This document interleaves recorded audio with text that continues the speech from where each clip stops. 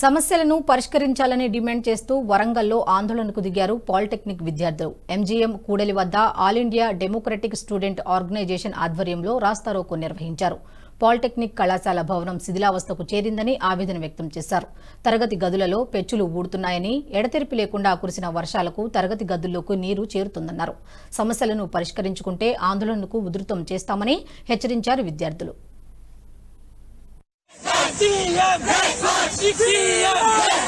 ఈరోజు రాష్ట్రంలోనే పేరు పొందినటువంటి 2వ ర్యాంక్ ఉన్నటువంటి వరంగల్ పాలిటెక్నిక్ కాలేజ్ బిల్డింగ్ దాదాపు 10 సంవత్సరాల నుంచి ఎప్పుడైనా కూలిపోవచ్చని చెప్పేసి ఎన్ఐటి వరంగల్ సర్వే చేసి 2014లోనే చెప్పడం జరిగింది. ఆ రోజు ఉన్నటువంటి తెలంగాణ రాష్ట్ర ప్రభుత్వము గడిచిన 10 ఏళ్ల కాలంలో ఏ మాత్రం కూడా మరమ్మతులు చేయకుండా పేద విద్యార్థుల ప్రాణాలతోటి రక్షణ లేకుండా చెలగాటమాడుతుంది. మరో పక్క విద్యార్థుల కోసము విద్యార్థుల ప్రభుత్వం అని చెప్పినటువంటి కాంగ్రెస్ ప్రభుత్వము వచ్చి దాదాపు 5-6 నెలలు గడుస్తున్నప్పటికీ కూడా ఇప్పటికి కూడా 2014 నుంచే ఈ రోజు వరకు కూడా ఎన్ఐటి వరంగల్ వాళ్ళు సర్వే చేసి ఇచ్చినప్పటికీ కూడా 2024కే కాలేజ్ బిల్డింగ్ కూలిపోతుందని చెప్పడం జరిగింది.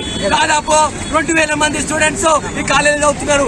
7-8 బ్రాంచెస్ ఉన్నాయి. ఈ 2000 మంది విద్యార్థులకు రక్షణ కల్పించాలంటే వెంటనే పెంచులు ఊడిపోతుంది. ప్రభుత్వం కాంగ్రెస్ ప్రభుత్వం సమావేశాల్లో కావాల్సింది కాబట్టి వరంగల్ పాలిటెక్నిక్ కాలేజ్ బిల్డింగ్ కట్టించినట్లయితే వరంగల్ ప్రభుత్వ పాలిటెక్నిక్ కాలేజ్ కట్టించి పేద విద్యార్థులకు రక్షణ కల్పించాలని, భవిష్యత్ పేద విద్యార్థులు చదువుకునే విధంగా కల్పించాలని చెప్పేసి ఏడీఎస్ఓ తెలంగాణ రాష్ట్ర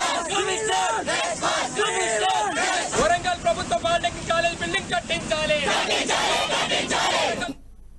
ఈ వీడియో మీకు నచ్చినట్టయితే లైక్ చేయండి, 10 మందికి షేర్ చేయండి. అలాగే కామెంట్ల రూపంలో మీ అభిప్రాయాలను మాతో పంచుకోండి. Nationalist hub group of channels ను సబ్స్క్రైబ్ చేసుకుని తెలుగునాట జాతీయవాద జర్నలిజాన్ని ప్రోత్సహించండి. ఈ వీడియో కింద ఉన్న బెల్ ఐకాన్ పై క్లిక్ చేయడం మర్చిపోవద్దు.